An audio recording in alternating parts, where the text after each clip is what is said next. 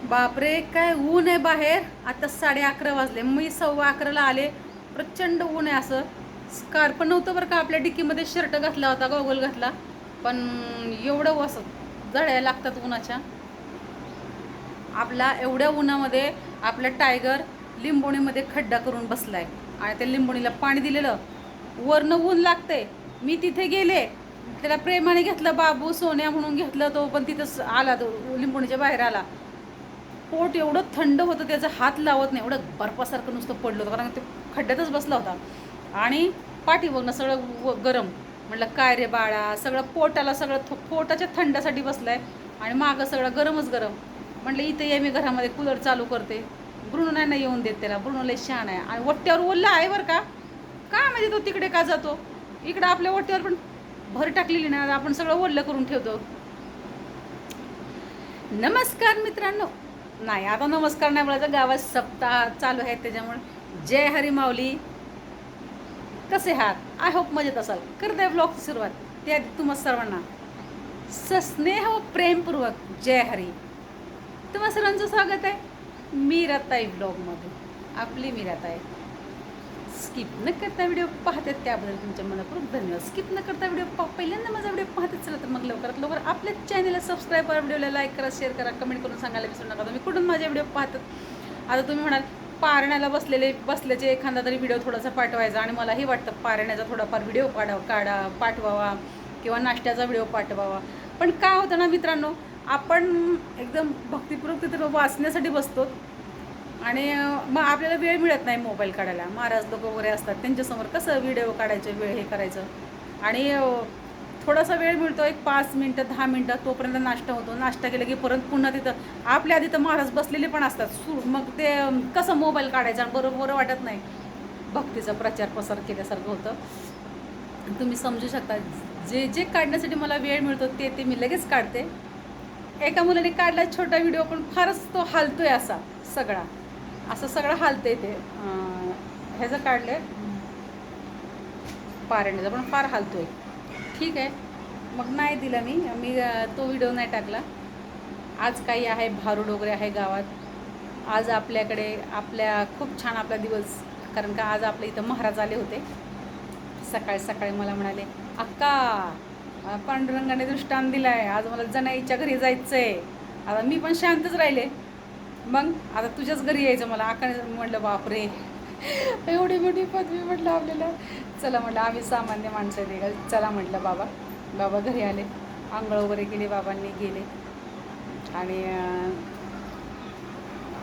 अजून दिवसभराचे कार्यक्रम आहेत. आता गावामध्ये आता पंगत आहे, इकडं सांगितलं कोण आमच्याच आहेत, म्हणजे आमचे भाऊकीच आहे, त्यांच्या घरी ते महाराजच आहे आपले. तेच महाराज मला रोज पहाटे फोन करतात.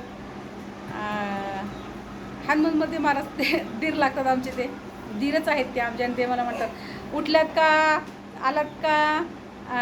काकड्याला येण्यासाठी त्यांचं म्हणजे फार ते असे चंचल आहेत, 3लाच उठतात.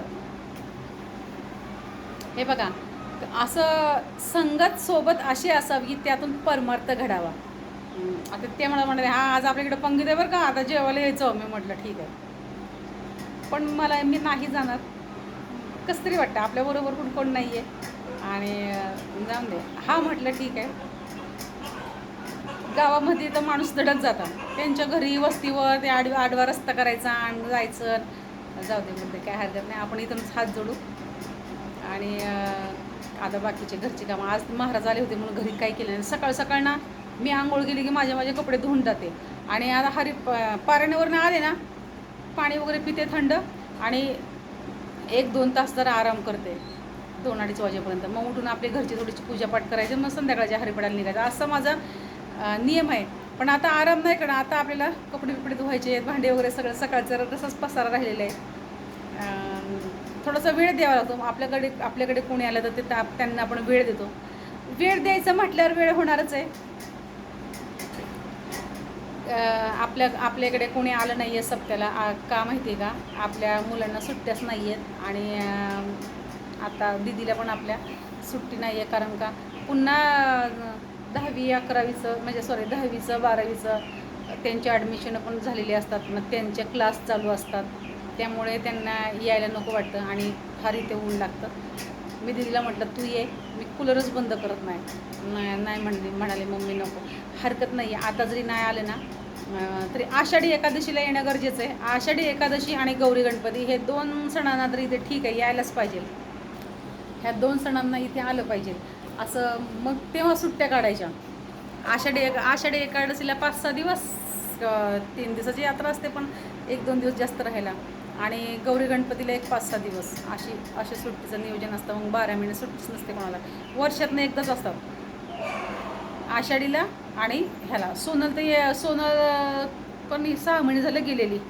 शुभम तो येतो सारखा, तो 2 महिन्याला 1-2 दिवसासाठी येऊन जातो. त्याला 2 दिवस सुट्टी असली का तो लगेच इकडे पडतो.